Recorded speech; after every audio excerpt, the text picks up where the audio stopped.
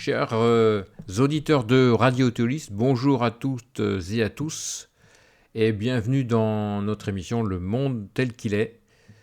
Nous en sommes aujourd'hui à la 42e édition de notre rendez-vous qui traite de la géopolitique. Aujourd'hui, je vous propose de nous intéresser à un conflit qui façonne l'actualité et également l'histoire de l'Asie du Sud. On en parle pas mal dans les médias et donc c'est tout à fait naturel que notre émission se consacre à ce sujet puisqu'il s'agit du conflit entre l'Inde et le Pakistan qui connaît actuellement malheureusement une flambée de tension. Alors on va se poser un certain nombre de questions et surtout on va essayer d'apporter des réponses. Pourquoi ce conflit dure-t-il depuis près de 80 ans ? Pourquoi le Cachemire, la région dont il est question, reste-t-il une poudrière ? Quels sont les enjeux actuels et pourquoi le monde entier retient-il son souffle à chaque fois qu'il y a une escalade dans cette zone ? Enfin, je vous propose de remonter le fil de l'histoire, explorer les enjeux stratégiques, humains et politiques de ce conflit et tenter de comprendre ce qui pourrait permettre un jour d'en sortir, si tel est possible. Pour comprendre la crise actuelle, il faut remonter à la fin de la Seconde Guerre mondiale. En 1947, l'Empire britannique des Indes se divise en deux États indépendants, l'Inde à majorité hindoue et le Pakistan à majorité musulmane. Mais cette partition qui devait apporter la paix s'accompagne d'un exode massif. On parle là de plus de 10 millions de personnes qui traversent les nouvelles frontières fuyant les violences communautaires, déjà à cette époque. De fait, on estime qu'1 million de personnes ont trouvé la mort à ce moment-là du conflit. Au cœur de cette tragédie, un territoire cristallise donc toutes les tensions et on l'appelle le Cachemire. Il est majoritairement musulman, mais il est dirigé par un prince hindou. Le Cachemire est donc convoité par les deux nouveaux États.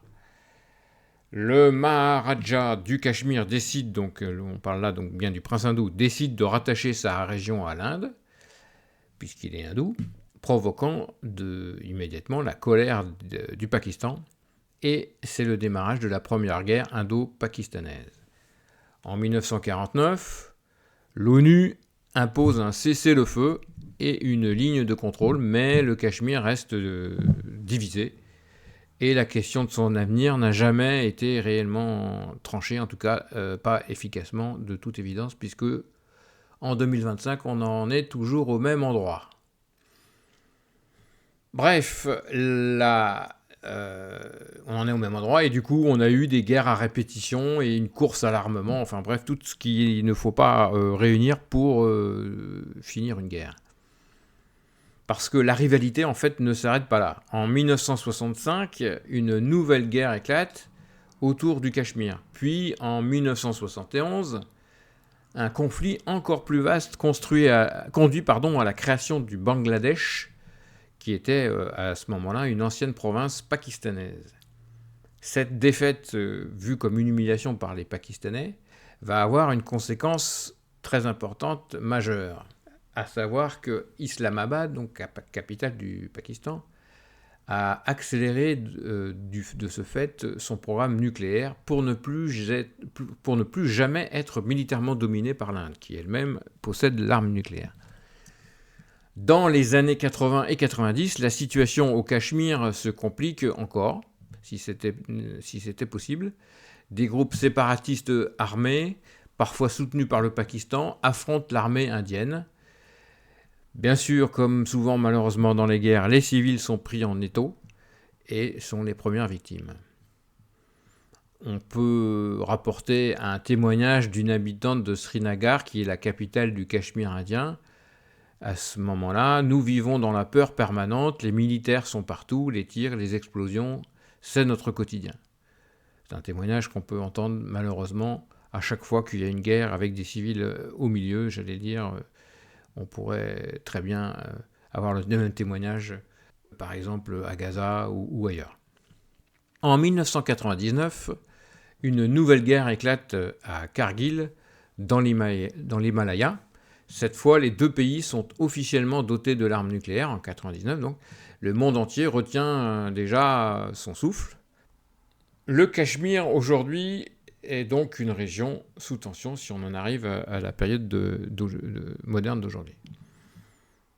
C'est de fait, aujourd'hui, le Cachemire, un des territoires les plus militarisés au monde.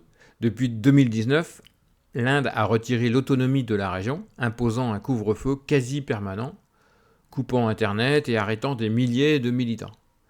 Pour le gouvernement indien, il s'agit de lutter contre le terrorisme et de mieux intégrer la région, alors que pour beaucoup de Cachemiris, d'habitants du Cachemire, c'est une négation de leur identité et de leurs droits. Le Pakistan, lui, de son côté, continue de soutenir politiquement et parfois militairement les groupes séparatistes cachemiris, mais la population civile, aspire surtout à la paix et à la sécurité, comme c'est généralement le cas de toutes les populations civiles. Voilà, expliquer l'histoire qui nous amène jusqu'à aujourd'hui, les péripéties de la naissance de ce conflit jusqu'à aujourd'hui. À présent, on va s'intéresser à ce qu'il se passe aujourd'hui. Le 22 avril 2025, donc très récemment, au moment où je vous parle, un attentat sanglant a frappé des touristes dans la vallée de Bahi-Saran, qui se trouve au sein du Cachemire indien, et cet attentat, a fait 28 morts. L'Inde a immédiatement accusé un groupe islamiste basé au Pakistan, le Lashkar-e-Taiba, qui est déjà responsable de nombreux attentats dans le passé par ailleurs. Ça, c'est la base, du conflit, de la résurgence du conflit actuel. Du coup, le Premier ministre indien, M. Narendra Modi, a promis une riposte décisive. Quelques jours plus tard, l'Inde mène des frappes aériennes sur plusieurs sites au Pakistan, qui est accusé par l'Inde donc d'abriter des terroristes. Toujours la même rhétorique. Le Pakistan, à son tour, réplique par des bombardements sur des positions indiennes au Cachemire. Le bilan, de fait, conséquemment s'alourdit, fait des dizaines de morts, des blessés, des infrastructures qui sont détruites, et tout un tas de dégâts malheureux. Mais, peut-être différemment des précédentes fois, l'Inde va aller plus loin. Elle suspend sa participation au traité des eaux de l'Indus, un accord qui avait été signé en 1960 qui partage les fleuves entre les deux pays pour l'accès à l'eau. Cette suspension de ce traité des eaux, évidemment pour le Pakistan, qui est très dépendant de ces eaux, c'est une menace extrêmement forte et directe sur son agriculture, mais également sur la consommation en eau pour la population. En effet, l'eau est un enjeu vital, pas uniquement pour le Pakistan, c'est valable pour beaucoup de pays dans le monde, pour ne pas dire tous les pays, mais après, certains ont un accès plus simple que d'autres. Pour ce qui concerne le Pakistan, en tout cas, il dépend à 80% des fleuves qui prennent leur source en Inde pour son eau, et d'où l'importance de ce traité de l'Indus, négocié sous l'égide de la Banque mondiale et qui avait permis de partager les eaux de façon relativement pacifique depuis plus de 60 ans. Mais évidemment, dans le contexte de ce conflit, l'Inde menace de couper l'eau, le robinet, comme on peut dire, c'est une image au moins est simple. Et pour les Pakistanais, c'est un casus belli, un motif de guerre, évidemment, parce que c'est évidemment vital, on vient de le dire, pour eux. Écoutons, je vais citer un agriculteur pakistanais de la région du Pendjab. Sans l'eau de l'Indus, nos champs meurent, nos familles meurent, nous ne pouvons pas vivre sans ces rivières. C'est une évidence que de rapporter ce témoignage. Bref, l'eau dans cette région du monde, c'est une question de vie ou de mort comme ailleurs, mais là, effectivement, si on dépend à 80% pour son eau de sources de fleuves qui ont leur source à l'extérieur des frontières, c'est évidemment encore plus grave. Au-delà donc de cette problématique de l'eau, il y a aussi évidemment, on l'a mentionné, la problématique, le danger nucléaire. Et celui-là, il inquiète encore plus la communauté internationale, bien sûr, c'est donc cette dimension nucléaire du conflit. On l'a compris, l'Inde et le Pakistan possèdent de l'arme nucléaire et ensemble, elles possèdent plus concrètement plus de 300 têtes nucléaires. Le Pakistan, qui est quand même militairement plus faible que l'Inde, a adopté une doctrine de première frappe en cas de menace. L'Inde, de son côté, développe une triade nucléaire. Elle possède des missiles, des sous-marins, des avions pour garantir sa sécurité. Et donc, elle a un niveau militaire supérieur à celui du Pakistan. Depuis 1971, la peur du nucléaire a évité une guerre beaucoup plus totale par la dissuasion. C'est le principe aussi de l'armement nucléaire. Mais elle encourage aussi des conflits limités, comme on le voit aujourd'hui, donc des conflits limités et des conflits larvés qui ne se résolvent jamais, puisque, étant donné que les conflits sont limités, de fait, il n'y a pas de vainqueur. Il n'y a que des perdants, j'allais dire. Et surtout, il n'y a pas de résolution au conflit. Bref, on peut citer à cet égard M. Racine, qui est un chercheur au CNRS. Le nucléaire, je cite, « Le nucléaire est fait pour ne pas s'en servir, mais toute erreur de calcul, tout incident pourrait avoir des conséquences catastrophiques, évidemment. Ça n'est pas le seul conflit entre puissances nucléaires qu'on a connu dans l'histoire depuis l'apparition du nucléaire à la fin de la Deuxième Guerre mondiale. Et à chaque fois, tout le monde entier tremble à l'idée qu'un conflit puisse prendre une dimension telle qu'un des belligérants serait amené à utiliser son arme nucléaire. Voilà, ça c'était donc, on a vu le problématique de l'eau, du nucléaire, évidemment, tout ça est couronné par une guerre de l'information et une manipulation et une situation de la société civile qui pose problème. Car là aussi, dans cette crise, comme dans les autres qu'on a pu déjà analyser dans notre émission Le Monde tel qu'il est, la guerre de l'information fait rage. Chaque camp revendique des victoires, qui n'en sont pas toujours, diffuse des images de destruction pour, faire adhérer son propre peuple, ou au contraire mettre de l'huile sur le feu. Et donc à chaque fois, elle accuse l'autre de mensonges, de manipulation qu'elle-même pratique. Mais au-delà de ces discours officiels, la société civile, en Inde comme au Pakistan, elle aspire à la paix, et c'est bien là l'essentiel. Et c'est bien là aussi peut-être la seule source de positive dans cette affaire. De chaque côté donc de l'Inde et du Pakistan, des artistes, des écrivains, des militants organisent des rencontres, des échanges malgré les obstacles, en essayant de rappeler aux décideurs que tout ça n'a pas de sens, puisqu'à la base on est le même peuple qui s'est divisé pour des raisons qui n'en sont pas. Par exemple, on peut citer la poétesse indienne Arundhati Roy. « Le Cachemire n'est pas une terre à conquérir, c'est un peuple à écouter. » Ce sont des paroles d'une grande sagesse. Alors, à présent, on peut évoquer le rôle de la communauté internationale dans un conflit où pas grand monde a d'intérêt, en vérité.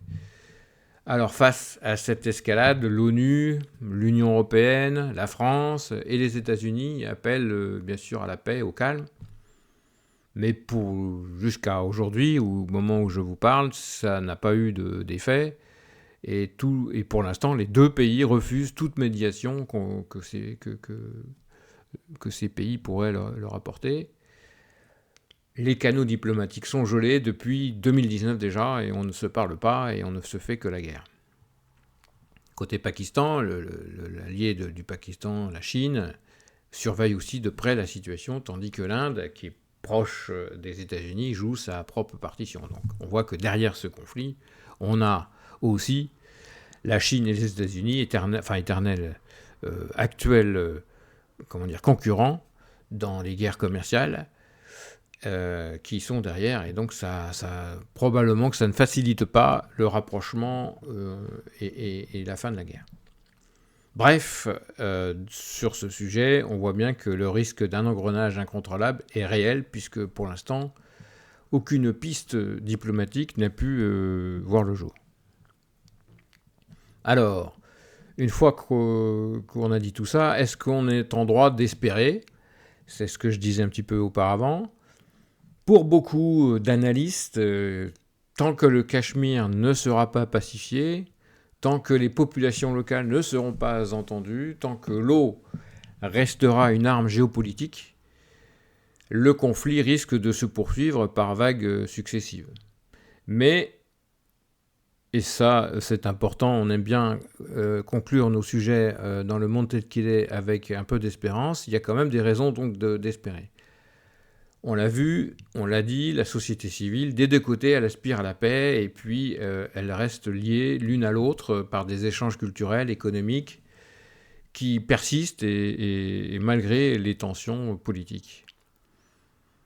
Et puis, malgré tout ce qu'on a dit sur le nucléaire, l'arme nucléaire, c'est quand même, paradoxalement à ce qu'on vient de dire, elle incite à la retenue et elle est là pour dissuader. Écoutons à cet effet le message d'un jeune étudiant pakistanais, je cite, « Nous voulons étudier, travailler, voyager, et nous ne voulons pas de la guerre qui nous empêche d'étudier, nous empêche de travailler, nous empêche de voyager, nous empêche de vivre tout court, évidemment. » Voilà ce que l'on pouvait dire sur ce conflit encore très envenimé au moment où l'on parle, et qui va mettre certainement du temps à se calmer, en espérant qu'il se calme. En conclusion, donc, on peut dire que le conflit entre l'Inde et le Pakistan, c'est l'histoire d'une blessure jamais refermée, d'une région qui est prise en otage, mais aussi d'une humanité prise en otage à cause en particulier de la problématique de l'eau qu'on a citée, mais aussi d'une humanité qui parfois parvient à éviter le pire. C'est les messages d'espoir qu'on vient de dire. La paix est-elle possible? Rien ne nous incite à l'écrire ou à le dire actuellement, mais comprendre, et c'est ce qu'on a essayé de faire aujourd'hui, c'est déjà avancer. Voilà, je vous remercie de nous avoir écoutés à nouveau pour la 42e édition de notre émission Le Monde tel qu'il est. Vous pouvez nous retrouver sur le site ou le Facebook de Radio Théolis.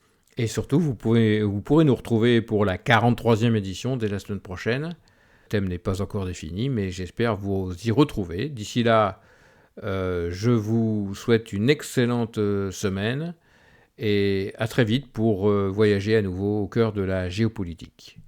Merci à tous, c'était Vincent Lequen pour Radio Théolis. Au revoir.